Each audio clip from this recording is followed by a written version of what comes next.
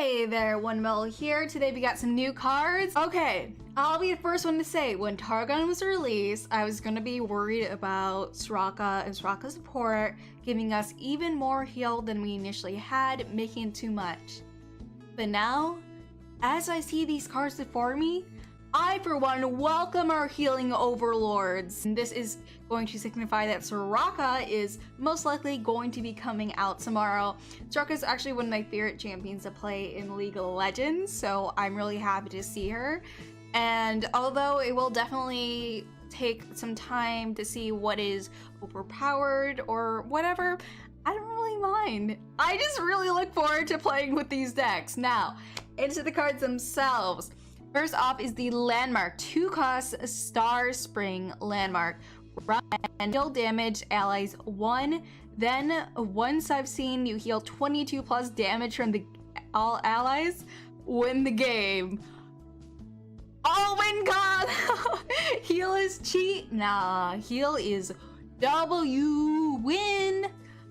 I am really excited about this. The cheap cost is really good. I could potentially see it getting maybe on a 3-cost, but I'm really happy that it is so cheap, especially since there is going to be more landmark destruction. So this is going to really go and make you want to go and get your allies damaged, such as cards by Ember Maiden, so you could heal your allies up as well as deal damage for an alternative win condition to your enemies. There's also a bunch of other cards that are going to really be able to get value out of this, such as Scar Mother Varnya, which is the 6-cost Freljord, 3/8 when I survive damage, grant me +3/+0 with Overwhelm. So I am just really excited with all the different possibilities that this card does have, as well as the fact that we're going to see what we have in Soraka. It's also making so Tahm Kench is going to be more viable, because when Tahm Kench does devour a unit, the unit does strike him, meaning he's going to take damage, and with this card he's going to have even more longevity in order to go and capture more units. So this is very, very exciting for me, and I'm really excited to try out the archetype.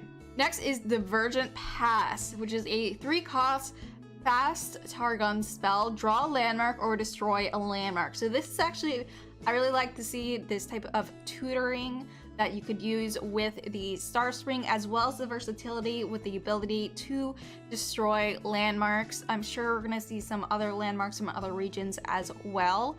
I really like that it's a tutor as well. So I feel like this is really good. I love the artwork on here. It's like Soraka's like spear thing, and it's a really pretty shade of purple. I don't know. I'm a simple girl. When I see pretty things, I'm like, oh, it's sparkly.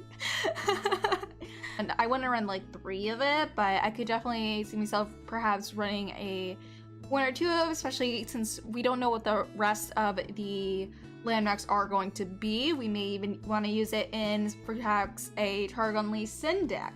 And then we could be able to use that versatility of destruction or draw while also getting a spell.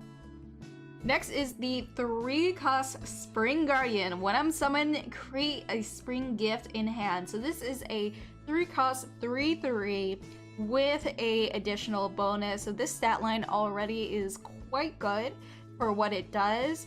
And then the spell it creates is a 1-cost slow Spring Gifts, which is a fully heal an ally.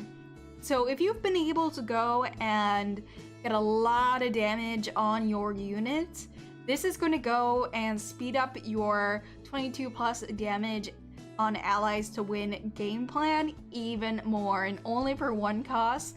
I'm very much glad that this isn't like a round start, because that would be crazy, but this is actually going to be really good for the archetype, and I'm definitely interested in seeing how we may have some pure Soraka decks, we may have some crossover with Freljord. You don't know what we're gonna see, as well as, who knows, maybe we'll find some Vladimir since we've gotten a lot of Vladimir support. As an alternative win con, we also do have, we compare it usually to Fiora, where there are ways to get rid of it. This does mean that if this deck does become popular, which I'm not really sure if it's going to become super popular.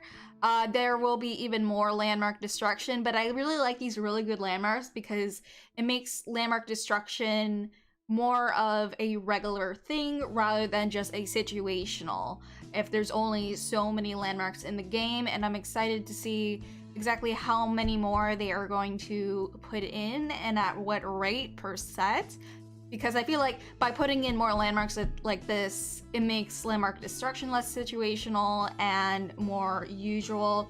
As I said before in yesterday's video, I would really like to see versatile landmark destruction, which is exactly what this diversion pass is doing. So you can use it for multiple things, because I feel like sometimes, at least if you're going against a deck that like doesn't have any landmarks and then you just have landmark destruction, it's just a dead card. So I actually really like this, where you could use it for different versions of this. Anyways, let me know what your favorite card was down below. Are you also happy to see our healing overlords? Even though like I'm an aggro player that was initially worried for this release, but now I'm just like very excited for some reason.